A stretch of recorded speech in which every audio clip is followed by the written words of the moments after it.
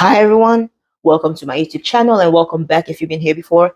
My name is Alexis and on this channel I talk about important lessons and takeaways that I get from viral topics. Today I wanted to talk about the decline in heterosexual marriage numbers. I wanted to focus specifically on women because I'm a woman and right now the focus has been on women and how women are opting out of marriage. Marriage has actually been on the rise, but only compared to the past couple of years during lockdown, which makes sense because during lockdown, people couldn't really do anything. And marriage hasn't even been on the rise compared to then. It has just got back to the same numbers that it was before lockdown. But actually, compared to 50, 60, 70 years ago, marriage has been on a really steady decline. And it doesn't seem like those numbers are going to go back up anytime soon. And this is a very hot topic right now, especially on social media. Everybody and their mama's got something to say. Singles, married people, divorcees, widows, people who have never been married, people who don't even plan on getting married, people who are not even heterosexual. Everybody got something to say about this. And as a single woman in her 20s who doesn't really prioritize marriage, I just thought I would come over here and kind of put together a few important keynotes that I have noticed women talk about in these conversations and just kind of share it with you guys. Some of these keynotes also involve my personal opinion and personal preferences and just personal stories. So I hope that makes sense to everybody. According to the Pew Research, 68% of adults, both men and women, have mentioned that marriage is not really a priority to live a happy, fulfilling life. A lot of people are not putting emphasis on career success and friendships. Marriage is no more considered something that is necessary for people to be happy. And I just thought I would mention that because it probably has something to do with how people are less devoted into having kind of the nuclear family, mom, dad, married together with a bunch of kids. And that, I believe, contributes a lot to this kind of new idea that women don't really care for marriage and they're not really going to fight for it.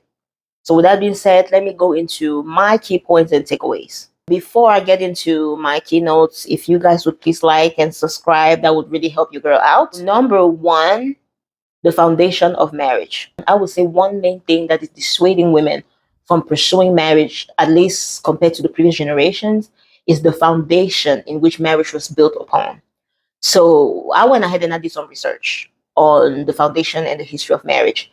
I really didn't like what I saw. I didn't like what I read. So according to theweek.com, marriage was pretty much built on the foundation of a man owning property. Marriage was simply a way for a man to legitimize his offsprings that he would gain via his wife that was considered property.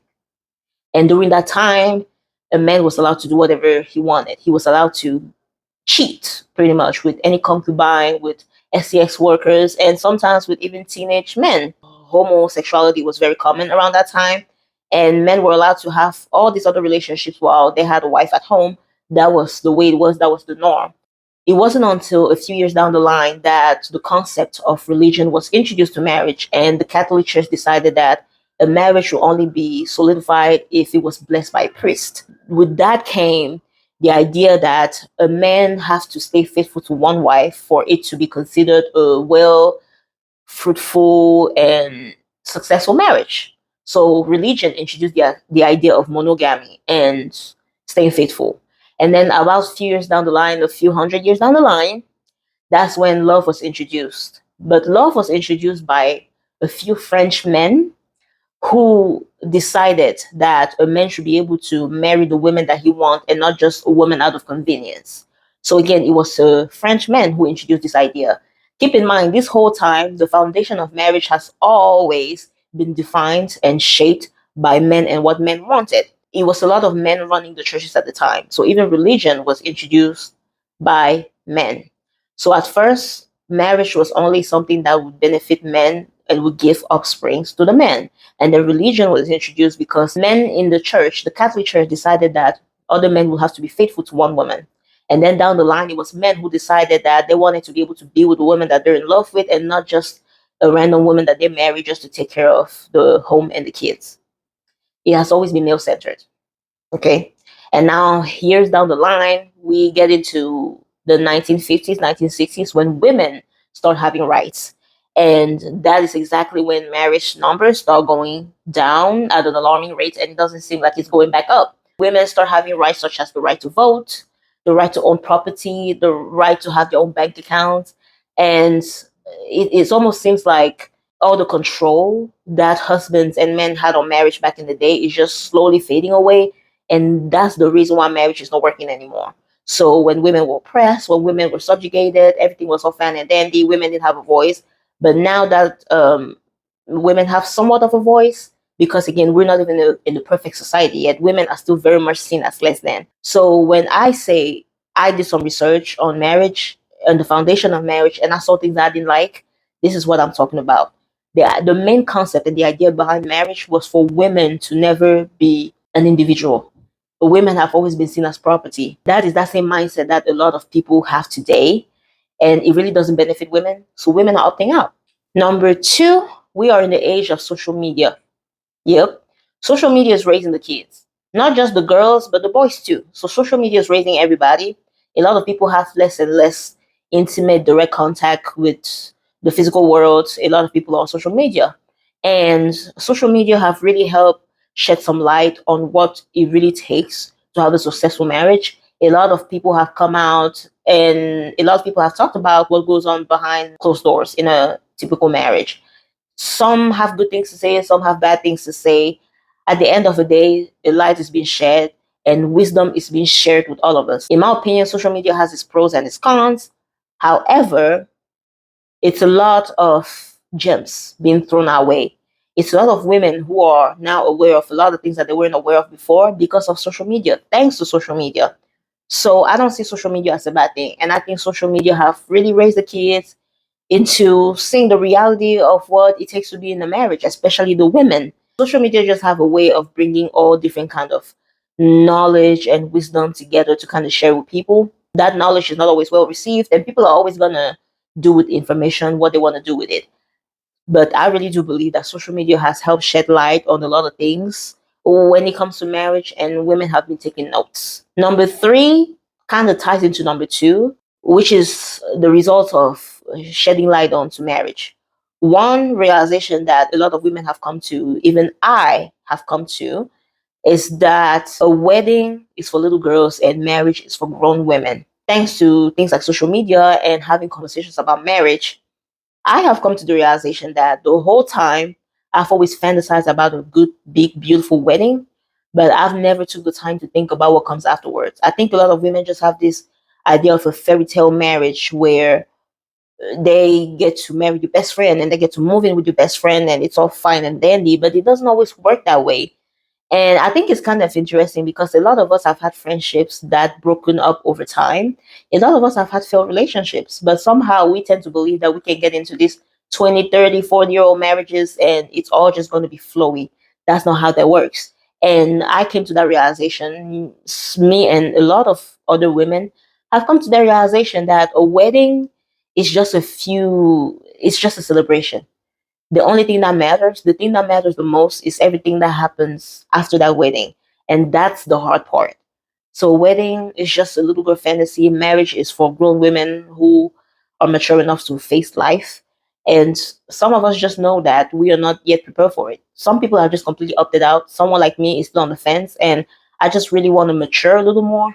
But one of the reasons is because we are now aware that a wedding is completely different than what goes on behind the scenes in a marriage. It takes a lot of work. It takes a lot of mental, emotional turmoil. It takes a lot of effort. Like, just think about it. Spending the rest of your life with somebody. That scares the crap out of me. I'm afraid to engage. Okay, so yeah, a wedding.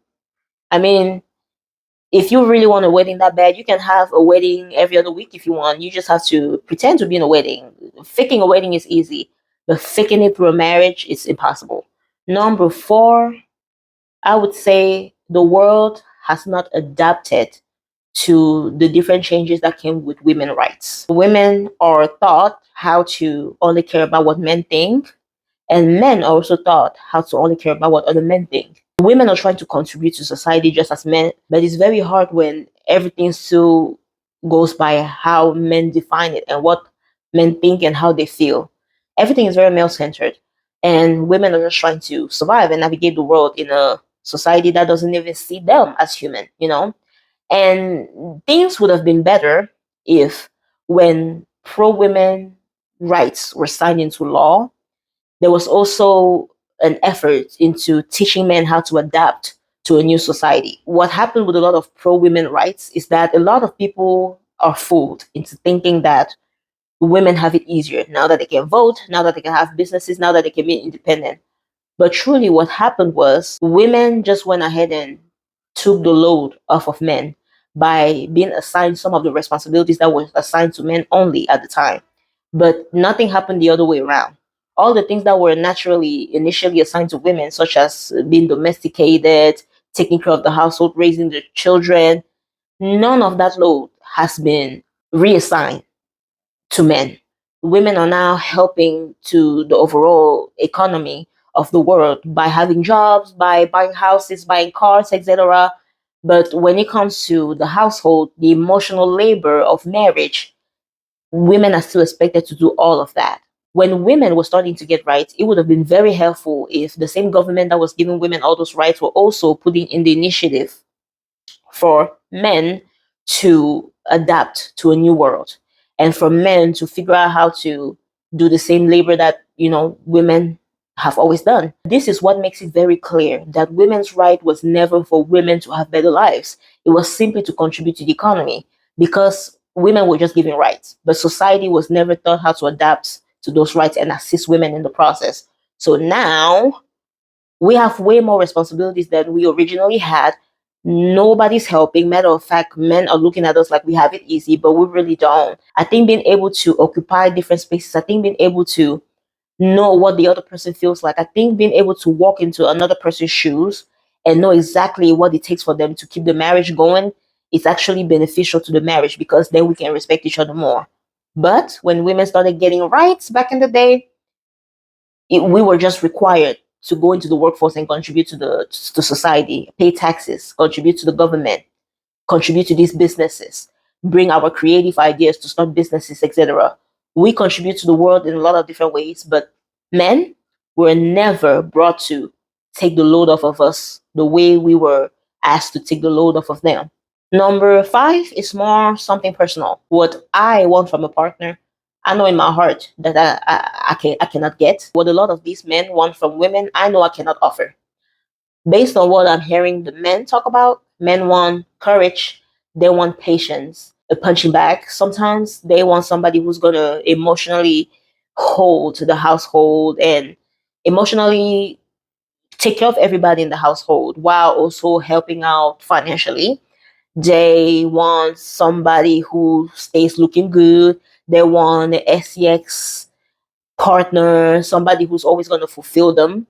And they want a maid, they want a chef, and they just want somebody who's going to work for them. I ain't got it. Okay. I don't have that in me. I do not. I'm just going to be honest with you. I do not. And I am proud of myself for knowing that I don't want that, because it's a lot of women who think that they want marriage and then they find themselves in those situations and they're stuck there. I am incapable, at least at the moment, to offer myself 100% to any man. I feel like what I would like from guys, I would never get. Everything that I want as a woman, they don't get to hear it. All they care about is what they want. I don't even want to participate. What I need from these men, they cannot give me. What these men need from me, I don't got it. Number six, a woman cannot have it all. One thing that I've heard a lot of people tell women when they want a perfect man or a man who's close to perfect is that women need to get over the standards, because as a woman, you cannot have it all. So I'm going to go ahead and use that line in a new way. If you cannot have everything you want, choose yourself. If I cannot find the person who's perfect for me, then I'm just going to choose myself. And choosing myself will be choosing things I can control. One of the reasons why a lot of women are opting out of marriages is because women are choosing themselves. And I will encourage that. I don't think anybody would ever regret putting themselves first. Number seven, and this will be the final one, I grew up front row center into my parents' marriage. I unfortunately had to grow up faster than my age. I was exposed to adult conversations, adult fights, adult interactions in between my parents at a very young age. So I've already had a preview of what marriage looks like, but not a positive marriage, unfortunately. A toxic marriage, however. I already have a preview of what the lows and the cons of a marriage involve. I know that I am not in a mental space to approach a marriage positively. Even though being aware of the pros and cons of marriage is a good thing while getting into a marriage, I think marriage is a little more beautiful when it's the first time and you have the butterflies. And if you are emotionally healthy enough, you and your partner will make it work. But for me personally, and I don't know who else can relate to this, I saw too many ins and outs of marriages, what it takes to make it work, what it can lead to when it doesn't work, some words that cannot be said, some things that should not be done. I saw a lot of things going on in my parents' marriage, and to be honest, that stops me from wanting to get married. But it's not just that; it's also the fact that when I interact with guys, especially guys around my own age, which is mainly what I want, a lot of them are very, very unaware of marriage or anything that has to do with marriage. I have a certain level of awareness, especially the downsides of marriage, and I cannot connect with a lot of guys within my age group. So it just kind of puts me in a position where I don't even think it would be right to try, or I don't want to get into a marriage and I have to teach my husband everything just because I am aware of some of the things that he might not necessarily have been privy to.